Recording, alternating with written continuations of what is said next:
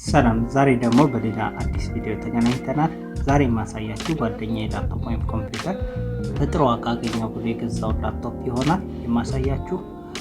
ግን ዋጋውን ብቻ ነበረ ያየው፣ በውስጡ የነበሩትን ዝርዝር ሁኔታ ወይም ስፔሲፊኬሽኖችን አላወቃቸውም ነበረ።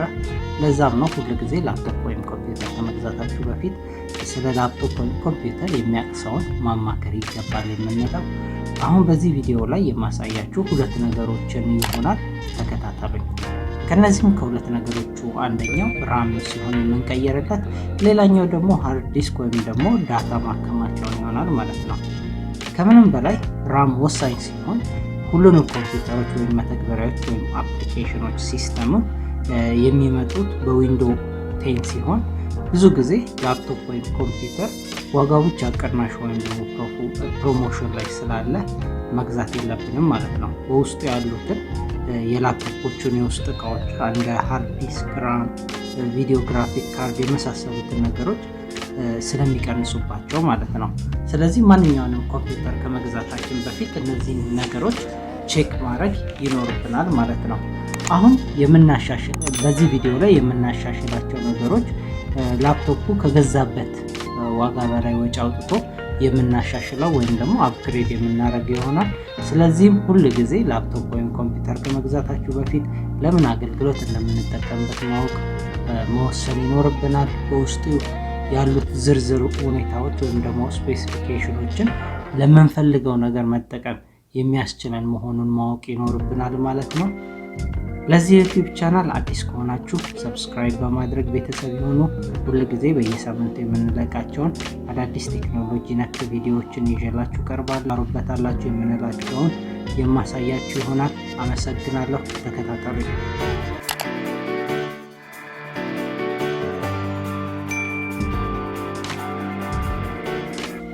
ሰላም ጃኪ ነኝ።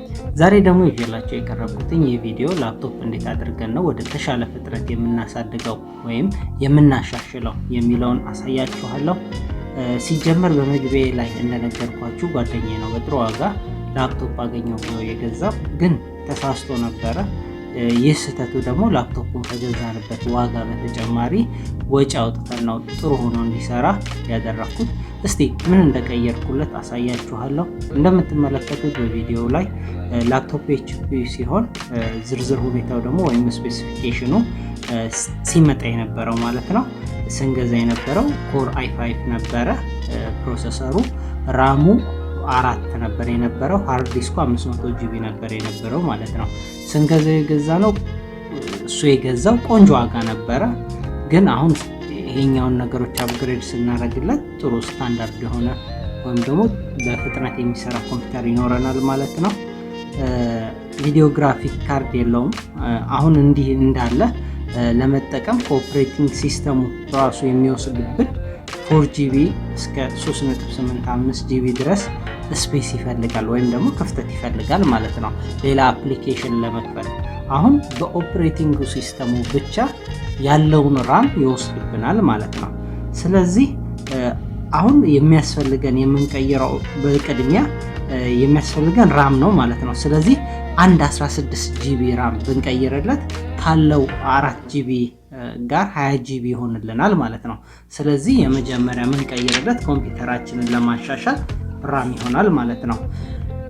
እንግዲህ ከነካነው ከከፈትነው አይቀር ኮምፒውተሩን ያው ዋስትናው ስለሚያልቅ ማለት ነው አንዳንድ ነገሮችን ብናሻሽላቸው ጥሩ ነው ያልናቸውን እንደ ሃርድ ዲስክ ሳታ ሃርድ ዲስክ ነበረ የነበረው።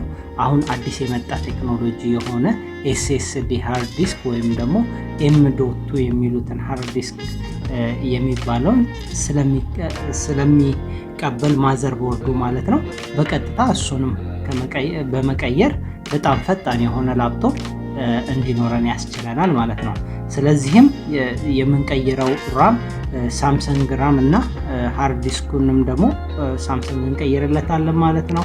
ሃርድ ዲስኩ ስንቀይርለት ኦፕሬቲንግ ሲስተሙ የበፊቱ የነበረው ኦፕሬቲንግ ሲስተም እዛኛው ሃርድ ዲስክ ላይ ስለሚሆን አሁን አዲስ ሃርድ ዲስክ ስለምንጭንለት እንደገና መጫን ይጠበቅብናል። ግን በጣም በጥሩ እና ፈጣን የሆነ ላፕቶፕ ይኖረናል ማለት ነው። ለጌም ለቪዲዮ ኤዲቲንግ ከዚህ በኋላ መጠቀም እንችላለን ማለት ነው። የምንጠቀመው ራም DDR4 ሲሆን 288 ፒን ያለው ነው። ሳምሰንግ ነው የምንጠቀመው። ሞዴሉ V-NAND SSD የሚሉትም ወይም ደግሞ ቪናን SSD ሲሆን ሁለተኛው ደግሞ M.2 የሚባለውን የሳምሰንግ 970 ኢቪዮ ሃርድ ዲስክ ይሆናል ማለት ነው። ራሙ በፊት የነበረው 4 ጂቢ ነበረ። አሁን 16 ጂቢ ጨምረንለታል። በአጠቃላይ 20 ጂቢ ራም የላፕቶፑን የመስራት አቅሙን ይጨምራልናል ማለት ነው። ወይም ደግሞ በሶፍትዌር ወይም በመተግበሪያው አይጨናነቅም እንደ በፊቱ ማለት ነው። የራሙን አቅም ፐርፎርማንስ ስናየው DDR4 ሲሆን አሁን የቀየርንለት በደቂቃ 3200 ሜጋባይት ፐር ሰከንድ ይሆናል ማለት ነው። ያ ማለት ደግሞ 2 ጊዜ እጥፍ ይሆናል ድሮ ከነበረው DDR3 ወይም ደግሞ እነዚህ ሌላ ሃርድ ዲስኮች በእጥፉ ነው ማለት ነው። ስለ DDR3 ፍጥነቱ 1600 ሜጋባይት ፐር ሰከንድ ሲሆን አሁን ግን ተሻሽሎ የመጣው DDR4 ደግሞ 3000 እንደነገርኳችሁ 200 ሜጋባይት ፐር ሰከንድ ይሆናል ማለት ነው። ሌላው ዳታ ወይም ሶፍትዌሩን አፕሊኬሽን መተግበሪያ ያለምንም መንቀራፈፍ በጣም በፍጥነት እንዲሰራ ያስችለዋል ራሙን መጨመራችን ማለት ነው።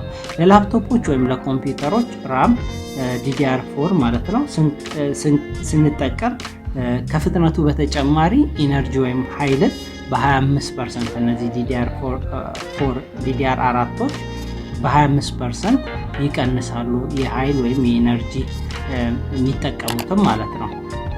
በዚህ መሰረት የኮምፒውተሩ ሙቀቱ ስለሚቀንስ ፍጥነቱም እንደዛው ይጨምርልናል ማለት ነው። በፊት ከነበሩት ራሞች የተሻለ አስተማማኝ የሆነ የዳታ ፍሰት እንዲኖረው ያደርገናል ማለት ነው ራሙ። ስለዚህ ራም መቀየራችን ለኮምፒውተሩ ወሳኝ ነገር ነው ማለት ነው።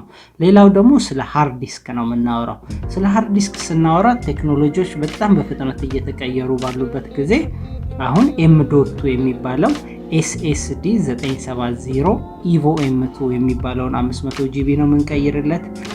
SSD እነዚህ ሶሊድ ስቴት ድራይቭ የሚሉት ልክ እንደ USB ሲሆን እንደ ድሮ በውስጡ ሃርድ ዲስክ ወይም ደግሞ ሲዲ የሚመስሉ መካኒካል ብረት ነገሮች አይኖሩትም ማለት ነው። አሁን የሚኖረው እንደ ፍላሽ ዲስክ ስለሆነ አቅሙ ይህ M2 የሚባለው በፊት ካሉት ሃርድ ዲስኮች ፈጣን ይሆናል ማለት ነው ሲዲ ስለማይኖረው።